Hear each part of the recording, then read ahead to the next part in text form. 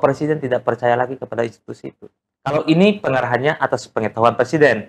Kalau pengarahan ini tidak di luar daripada arahan Presiden, tentu matahari kembar tadi. Tapi kalau atas pengetahuan Presiden, maka pengarahan itu adalah bagian dari upaya Presiden untuk menyatakan bahwa saya tidak percaya terhadap KPK, saya tidak percaya kepada polisi, saya hanya percaya pada dua institusi ini sebagai kaki tangan saya untuk menegakkan korupsi, memberantas korupsi dan mengamankan kekayaan negara.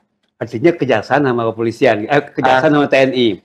Kalau arahnya seperti yang barusan Mas Furqon bilang itu, mungkin nggak keadaan darurat bisa terjadi gitu.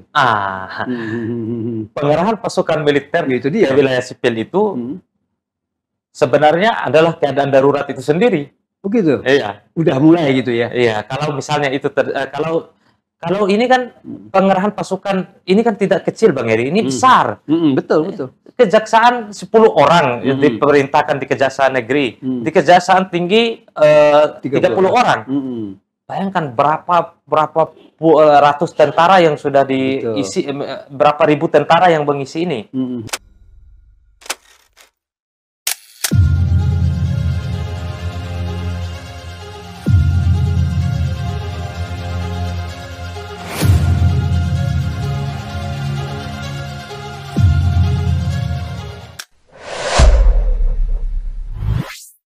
Bismillahirrahmanirrahim. Assalamualaikum warahmatullahi wabarakatuh. Pemirsa Masumi TV, Ahmad Yani Channel, dan Matra 64. Kita jumpa lagi sore hari ini untuk bincang-bincang. Ini bicara masalah politik dan hukum terkait dengan pengawalan TNI terhadap kantor-kantor Kejaksaan Negeri, Kejaksaan Tinggi, dan Kejaksaan Agung. Ada apa di balik pengawalan TNI ini? Di mana posisi polisi dan sebagainya? Akan kita bahas ini dengan seorang aktivis pemuda Muhammadiyah dan juga ketua pemuda Madani, Furqon Jurdi. Assalamualaikum. Waalaikumsalam Bang. Gimana kira-kira nih Mas Furqon, kejadiannya bagaimana kok sampai mengawal polisi dicuekin ini? Ya, ini saya melihatnya ada memang semacam pertarungan institusi ya, antara institusi keamanan inilah, antara polisi dan TNI. Dan pertarungan ini saya kira mengarah pada perbaikan institusi, kedua institusi penegak hukum ini. Tapi yang paling utama itu Bang Heri, kenapa ini bisa terjadi? Kenapa nggak polisi aja yang dikerahkan? Kenapa harus TNI? Bukankah TNI itu bertugas hanya mengamankan bertugas untuk pertahanan nasional, bukan pengamanan dalam negeri, ya kan, bukan pada ketertiban masyarakat dan lain sebagainya. Itu kan sudah Nah, saya kira di balik dari pengerahan pasukan ini ada sesuatu pesan yang ingin disampaikan. Pesannya seperti ini, bahwa kita tidak terlalu percaya kepada polisi dalam hal mengawal kejaksaan ini, karena ingat beberapa bulan yang lalu Jaksa Agung Muda Tindak Pidana Khusus itu dikuntit oleh yang diduga dari Brimob. Dikuntit. Gantian sekarang. Iya, dikuntit artinya dia diikuti terus. Diikutin terus. Nah, jadi kemungkinan dengan alasan itu, salah satunya ya, dengan alasan itu jaksa tidak merasa aman dengan polisi, karena kita aja dikuntit, gimana mau ngemangkan gitu. Nah, di samping itu ada cerita yang saya dengar ya, ketika satu penegak hukum, institusi penegak hukum gitu, korupsi, sedang menyelidiki kasus yang melibatkan oligarki, yang melibatkan pengusaha besar, penyidik lembaga itu mau melakukan penggeledahan sekaligus penangkapan terhadap orang ini, pengusaha ini, karena terlibat dalam satu kasus yang dia gunakan untuk menghalangi penyidik dari lembaga korupsi, anti korupsi ini adalah polisi. Tiba-tiba penyidik itu yang ditahan. Penyidiknya? penyidik korupsinya. Jadi saya kira dari persoalan-persoalan itulah sehingga akhirnya nggak mungkin kita mempercayakan ini polisi. Jadi terjadilah pembuatan kesepakatan bersama MOU kan antara jaksa dengan TNI. MOU itu tahun 2024 kalau nggak salah akhir. Nah, baru dilaksanakan pada tanggal 6 Mei kemarin. Jadi keluarlah telegram Kasat untuk memerintahkan seluruh pasukan disuruh menjaga mulai dari Kejari. Kejari itu 1 peleton, artinya sekitar 10 orang. Kemudian Kejaksaan Tinggi 30 orang. Kemudian di Kejaksaan Agung. Saya kira persoalannya ada di kepercayaan antara sesama institusi ini, itu satu. Masalahnya kalau memang kelihatannya itu udah menjadi kesepakatan tahun 2024 ya, MOU. Waktu zaman Prabowo ya waktu itu ya Mas. Sudah kayaknya kalau nggak salah ya. Artinya sebetulnya ini udah dari awal ya, udah dari awal ini memang dirancang sedemikian rupa. Artinya kepercayaan kepada Polri emang dari dulu udah lemah ya. Gini Bang, MOU itu sebenarnya biasalah lembaga-lembaga ya membuat MOU, kesepakatan dan lain sebagainya. Tapi sepertinya MOU itu ditafsirkan, diperluas. MOU itu bukan hanya kerjasama di bidang pidana militer, karena Kejaksaan Agung sekarang punya yang namanya Jaksa Agung Muda Tindak Pidana Militer. Dia memungkinkan tentara masuk di Kejagung, ya kan? Nah, sebagai Jaksa Agung Muda Tindak Pidana Militer, tentu yang menaungi itu, yang membawahi satu sub itu adalah orang dari militer, dari TNI. MOU itu tidak berbicara tentang pengamanan dan pengamanan pasukan ini. Kerjasama lembaga biasalah, lembaga penegak hukum kerjasama tapi kayaknya ini diperluas. MOU ini kita perluas menjadi MOU termasuk pengamanan. Oh, gitu. Kayaknya diperluas seperti itu. Ya, kalau kita baca MOU-nya nggak ada kesepakatan untuk mengerahkan pasukan. Ini apa sih? Kelihatannya apa emang karena ada mengamankan kasus besar gitu yang takutnya kalau misalnya Polri ikut malah jadi runyam gitu. Ya, ini pertanyaan menarik, Bang. Jaksa ini menangani perkara yang cukup dahsyat belakangan ini. Perkaranya nggak kecil, nggak main-main. Ya, perkaranya. Yang dia tangani CPO, perkara minyak goreng itu perkara minyak goreng itu akhirnya jaksa sebagai pengacara negara menuntut 3 korporasi besar, 3 korporasi yang terlibat. Tapi di Pengadilan Negeri Jakarta Pusat itu kan dibebaskan 3 korporasi itu dari tuntutan, tuntutan pidana korporasi lah. Nah, akhirnya pada akhirnya hakim yang memvonis bebas terhadap 3 korporasi itu kan ditangkap karena menerima suap kemarin yang di Jakarta Selatan. Betul. Itu kan. Nah, kasus ini, kasus yang melibatkan korporasi besar ini seperti yang saya cerita tadi, tidak mungkin jaksa mendapatkan keamanan dari polisi karena diduga polisi itu kira-kira bermainlah gitu dengan dugaan begitu. Jadi dia hanya bisa menggunakan jaksa sebagai tentara sebagai pasukan pengaman. Bayangkan, Pak, uang sekian triliun yang ditangani jaksa. Nah, yang dihadapi adalah korporasi oligarki lah kata kita sekarang, oligarki besar ini, Wilmar Group dan lain sebagainya. Itu dia hadapi. Tapi di satu sisi hakim juga bermain mata dengan perusahaan. Di sisi lain jaksa diuntit. Diuntit oleh tadi seperti yang saya katakan brimob tadi. Diuntitkan jaksa agung mudanya. Kalau itu terjadi, saya sepenuhnya, tapi bukan mendukung sepenuhnya ya, tapi sepenuhnya bahwa pengerahan pasukan ini adalah bagian dari mengamankan jaksa dalam rangka untuk menghadapi kasus ini. Kasus-kasus yang besar ini, memberikan keamanan penuh kepada jaksa. Tapi kalau misalnya, kan ada 2 kasus juga, ada kasus lain juga yang tangani jaksa selain dari kasus besar ini. Ada kasus lain, kasus yang terjadi di Menhan tahun 2016. Ini sebelum Pak Prabowo. Tapi biasanya penegak hukum itu kalau menangani kasus di satu institusi itu kan pintu masuk itu. Kasus satelit itu sudah ditetapkan tersangka 2 orang. Purnawirawan TNI lagi yang ditetapkan tersangka. Ya. Kalau ini misalnya, ini analisa saja Bang Heri. Kalau ini pengerahan pasukan ini sebagai bagian dari kasus di Kemenhan, artinya ini tidak di bawah koordinasi Presiden. Oh, Kalau itu tidak dibawa, misalnya ini analisis tetap pada kerangka analisis, kalau tidak dikoordinasi oleh Presiden, seperti keluarnya telegram pergantian beberapa perwira TNI kemarin itu yang akhirnya dibatalkan lagi, anaknya Pak Tri itu, Pak Kunto itu. Nah, maka kita dapat menduga ini matahari kembarnya masih sama-sama menyala. Ya kan? Gitu. Nah, kalau misalnya di luar dari kode, kan ini kan masih ribut ini, belum kita tahu apa sikap Presiden terhadap pengerahan ini. Beberapa kelompok sipil sudah menyatakan ini militerisasi lembaga sipil. Ya, orang sudah ribut-ribut ya kan?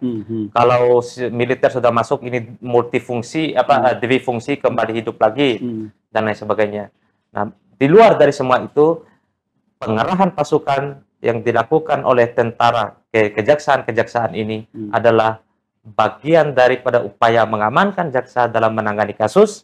Apakah itu dari matahari yang sudah lewat ini, ataukah matahari yang masih bersinar sekarang ini? Kira-kira kasus apa tuh yang dua besar itu yang lagi dikawal ini, sama? Yang kira-kira aja kira-kira. Yang pertama ada kasus yang paling besar itu kasus Pertamina. Kasus besar sekali. Kemudian kasus Timah. Oke. Ya. Kemudian kasus CPO. Ya kan? Itu kan kasus besar semua, Bang. Yang melibatkan institusi dan pengusaha. Kita tahu kalau kasus-kasus ini terus digulirkan oleh jaksa, dan Jaksa Agung Muda Tindak Pidana Khusus tidak mendapatkan keamanan sama sekali, ya kan? Bahkan dari polisi, ya mau kemana lagi untuk cari keamanan kecuali dari tentara, itu, Bang.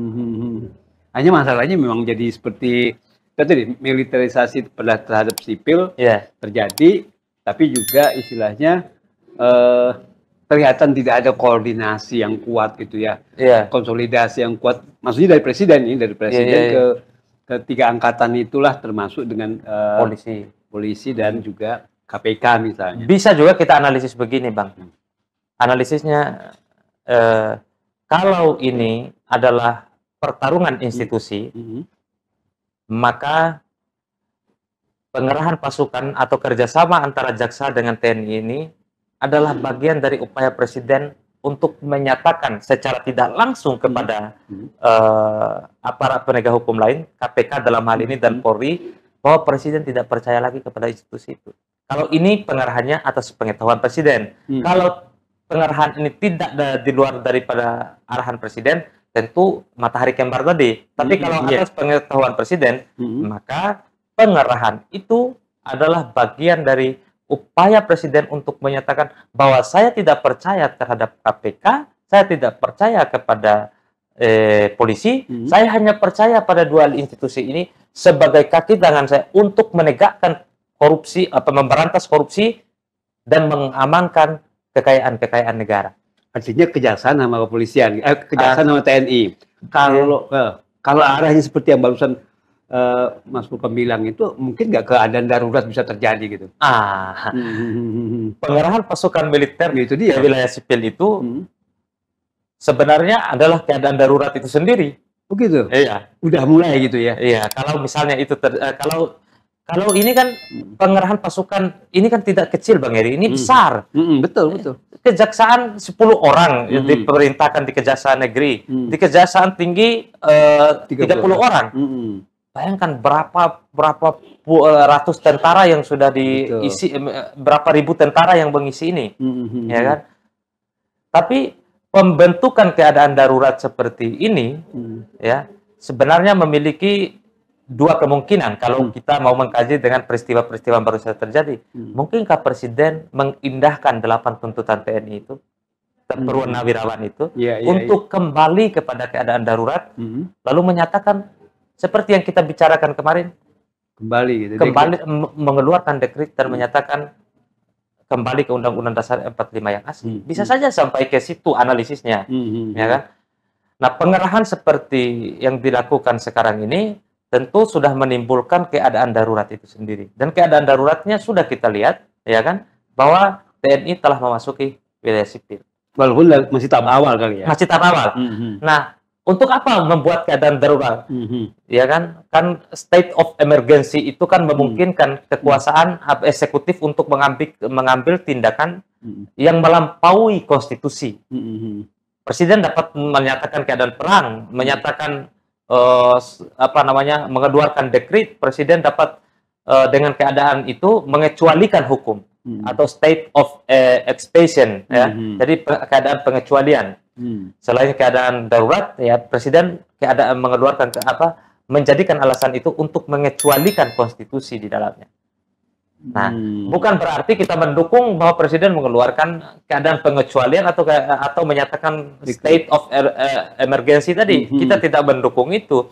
Tetapi kemungkinan kalau situasi kelembagaan seperti ini carut-marutnya, ada teori strukturalisme yang dikemukakan Derrida itu dekonstruksi.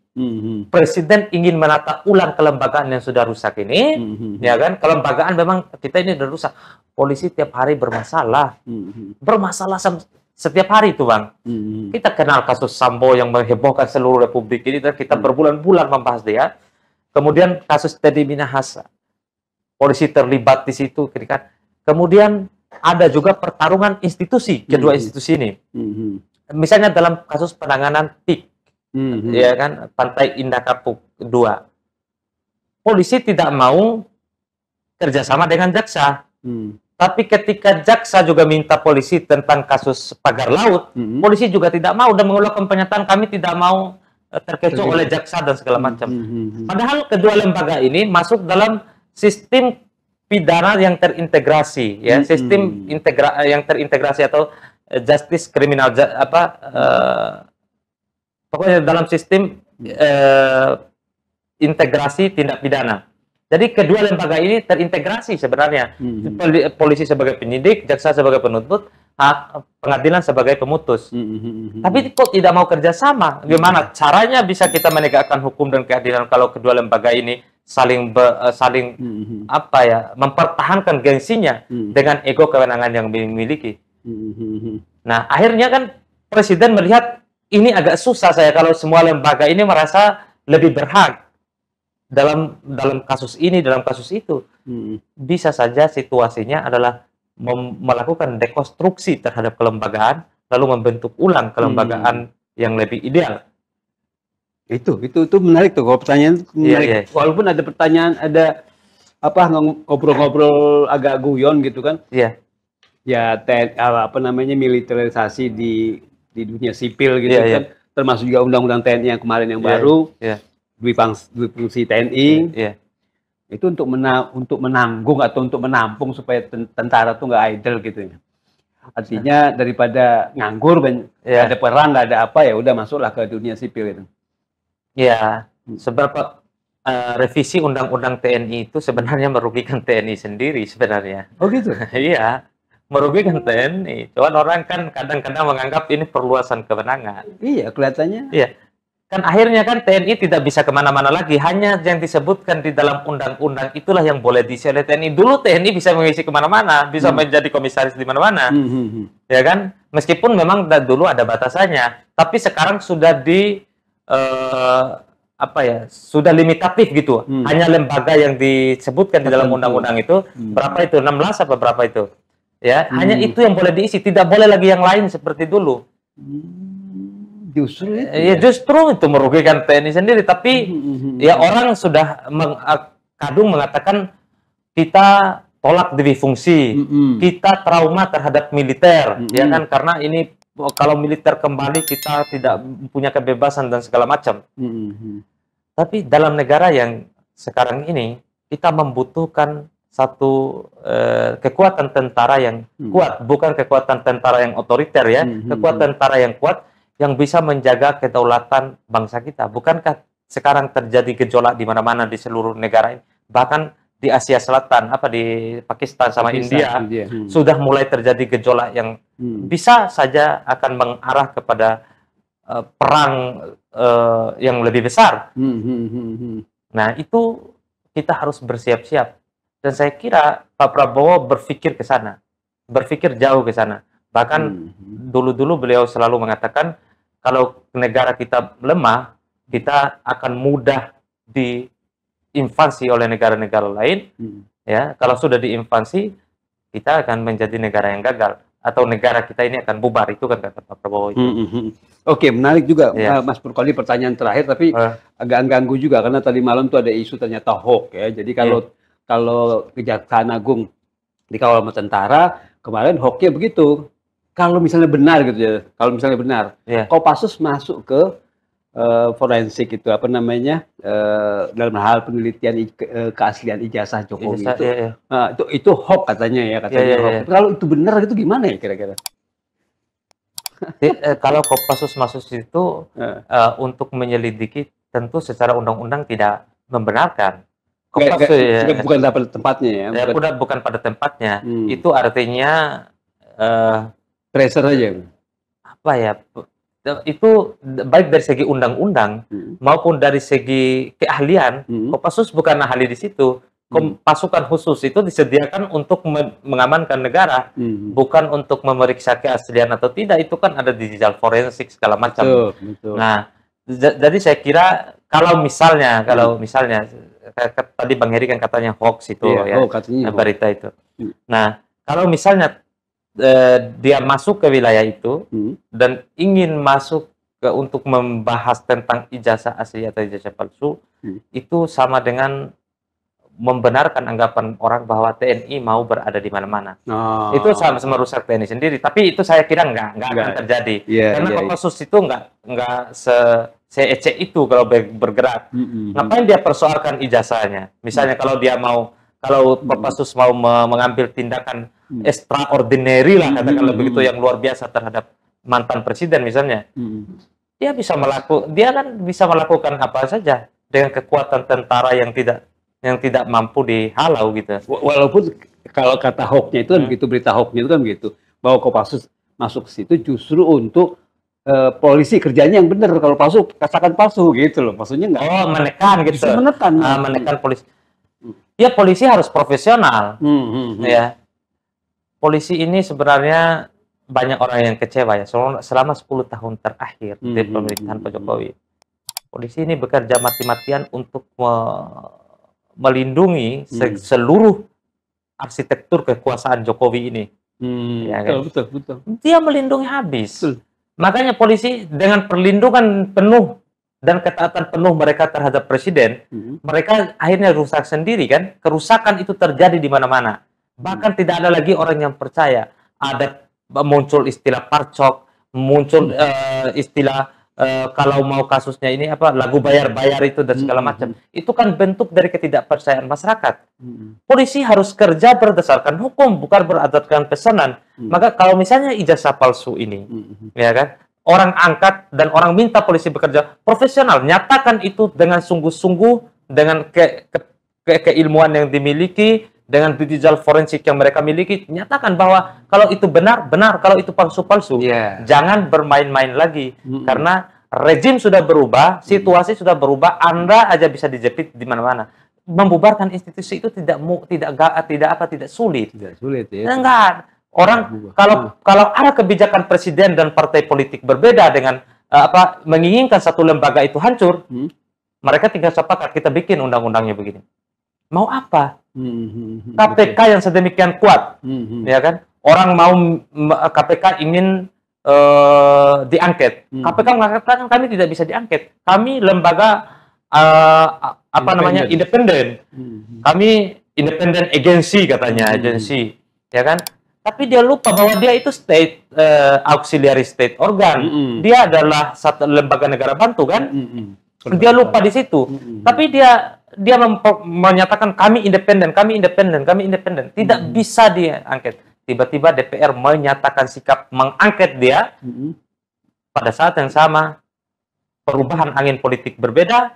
Presiden mengindahkan keinginan DPR itu, lalu terjadi perubahan. KPK sekarang jadi seperti apa? Coba kita lihat apa kerjanya sekarang. Iya, jadi udah important ya. Iya, makanya saya menyatakan, karena saya dulu orang yang kritik habis-habisan KPK, dan saya tahu dan saya yakin sebagian besar sarjana hukum di Indonesia ini ya mengkritik habis KPK itu, cuman banyak yang tidak berani ngomong. Saya waktu itu masih mahasiswa, jadi saya kritik tulisan-tulisan saya, bahkan saya buat satu buku tentang cara KPK menangani korupsi ini sudah melampaui, sudah abuse of power, dan dia sudah seperti raja sendiri, seperti kerajaan sendiri di dalamnya, tidak bisa disentuh. Tapi pada akhirnya ketika Presiden dan DPR menghendaki dia berubah, maka berubah. Sip, gitu. Artinya tergantung bagaimana ketegasan Presiden. Ketegasan Presiden. Nah, termasuk juga Presiden menggunakan, apabila penggunaan kekuatan militer ini atas perintah dan wibawa Presiden, maka Presiden sedang merubah struktur ketatanegaraan kita, dan dia menghendaki jaksa sebagai salah satu kaki tangan Presiden untuk memberantas korupsi, karena beliau tegas akan memberantas korupsi, akan mengejarnya sampai ke Antartika, ya kan? Nah, kemudian dan beliau akan kalau ini betul atas perintah Presiden juga, beliau ingin jaksa itu merasakan keamanan yang aman sekali gitu, tidak ada gangguan. Dengan begitu dia perintahkan TNI untuk melakukan itu. Supaya secure gitu, supaya, ya. Supaya pokoknya tidak boleh lagi ada yang ganggu. Betul. Nah, terima kasih. Bagus nih, Mas Purkon. Ada apa? Mungkin closing statementnya dari pernyataan. Saya pertama mendukung Presiden ini dalam hal menegakkan, memberantas korupsi. Berapa ribu triliun negara kita ini habis hanya karena persoalan korupsi, baik di institusi Mahkamah Agung dan badan peradilan di bawahnya, semua sudah terhinggapi oleh korupsi. Kemudian lembaga penegak hukum sendiri, termasuk KPK baru kemarin itu menghadapi masalah yang sama, ya kan? Dan tidak ada lagi lembaga yang bebas dari korupsi. Komitmen Presiden lah yang akan merubahnya. Entahkah itu melalui perubahan struktur ketatanegaraan atau fungsi kewenangan kelembagaan, ataukah itu kebijakan full Presiden. Bahkan saya menyarankan Presiden untuk menggunakan kekuatan maksimal dalam konteks, dalam tanda kutip, bukan di luar hukum, kekuatan maksimalnya untuk memberantas korupsi ini. Karena dengan itu, maka kita akan bisa keluar menjadi negara yang bahkan sampai kiamat baru bisa akan dibubarkan. VOC itu bubar karena korupsi, Bang. Maka jangan salah. Kalau VOC berantakan karena korupsi. Jadi negara kita mau seperti VOC ataukah mau hidup sampai kiamat? Iya, betul. Tergantung Presiden sekarang saatnya. Presiden. Dan kita punya harapan itu untuk Presiden. Oke. Terima kasih, Mas Purkon. Terima kasih juga pemirsa. Kita dengarkan barusan bagaimana ulasan daripada Mas Purkon Chudri, jadi aktivis Muhammadiyah, pemuda Muhammadiyah, dan juga ketua pemuda Madani. Kita berharap sekali apa-apa yang tadi disampaikan itu jadi wacana dan juga jadi bahan diskusi kita berikutnya, karena banyak hal-hal yang memang menantang gitu ya, menantang akal sehat, bahasa Rocky Gerung. Terima kasih, Mas Purkon. Siap. Terima kasih penonton sekalian. Billahi taufik wal hidayah. Wassalamualaikum warahmatullahi wabarakatuh. Waalaikumsalam warahmatullahi wabarakatuh.